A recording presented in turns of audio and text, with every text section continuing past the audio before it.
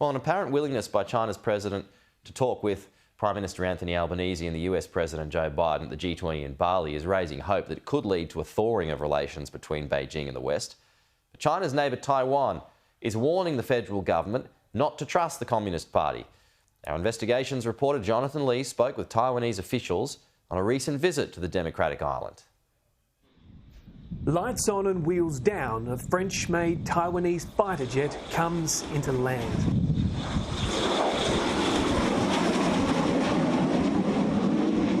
This is a training run for the democratic island's vastly outnumbered air force in a region Australia is watching closely. Alexander Huang is part of the KMT, Taiwan's nationalist opposition party.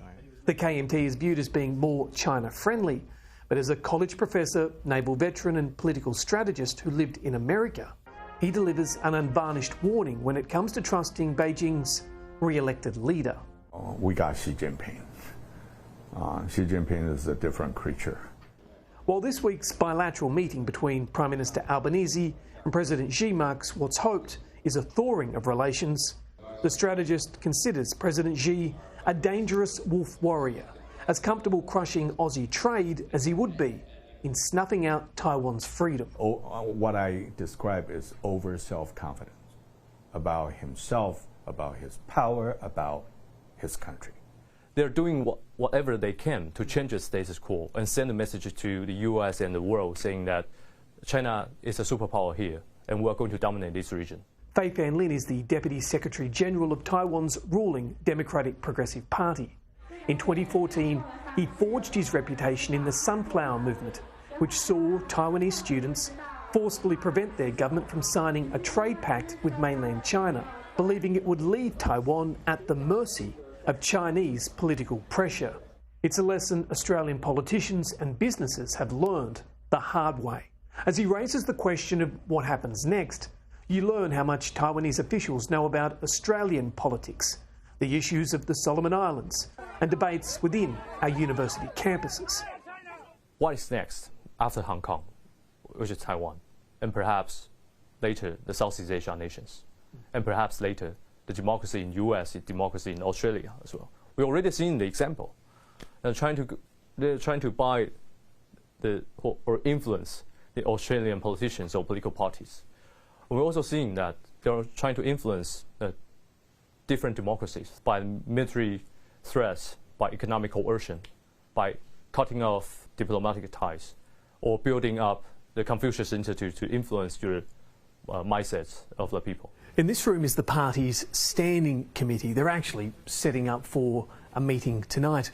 In the quieter times, it decides things like candidates for election, but it also goes to the very heart of what decisions are going to be made when it comes to China. Do you feel like Taiwan is on the front lines? Yes, I do think that, especially on the front line of the context between democracy and authoritarian regime. A short distance away is Taiwan's parliament. With 23 million people, the population is similar to Australia's.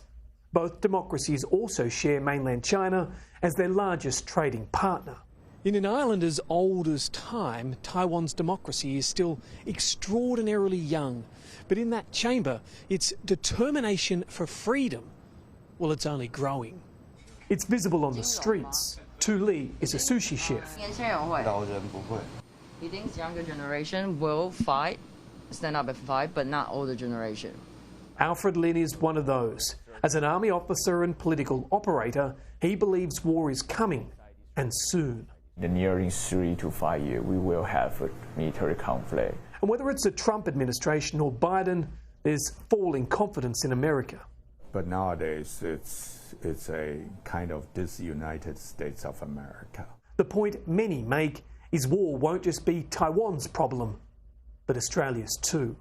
Do you think Australia would assist? What we want to inform our friends in Australia is that if Taiwan falls, then there will be a whole new strategic map, and that may affect,